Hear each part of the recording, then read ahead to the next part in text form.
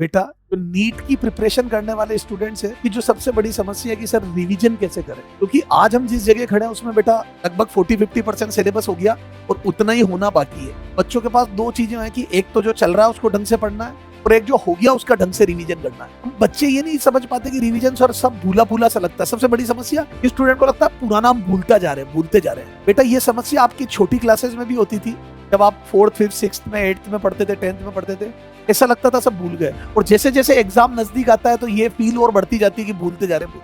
और बेटा यकीन मानिए, अगर आपने ढंग से क्लास के साथ वो टॉपिक किए तो आप कुछ भी नहीं भूले हैं। अब आपको रिवीजन करते वक्त ये सब रिकॉल हो जाएगा। जब आप रिवाइज करोगे तो आपको सब याद आ जाएगा।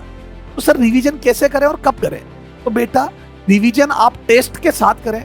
जो टेस्ट आपके चल रहे हैं या आप जो टेस्ट सीरीज आपने ज्वाइन करी है उसके सिलेबस में जो आ रहा है, उसका जो सिलेबस आ रहा है उसके साथ रिवाइज करें। अपनी मर्जी से रैंडम रिवीजन नहीं करें।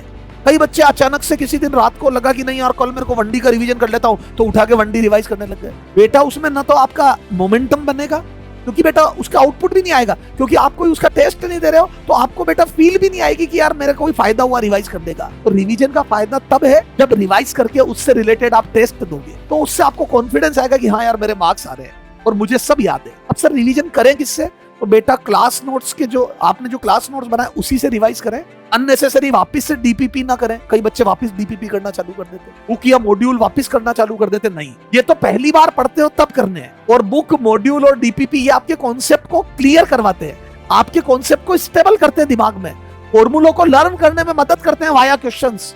तो वो रिवाइज नहीं करने। रिवीजन सिर्फ क्लास नोट से होगा, क्योंकि उसमें सारे कॉन्सेप्ट लिखे हुए हैं और हर कॉन्सेप्ट पे 1-1, 2-2, 3-3 क्वेश्चन है। तो क्लास नोट से रिवीजन करोगे, डीपीपी और मॉड्यूल वापस नहीं करोगे, बुक वापस नहीं। Is that clear?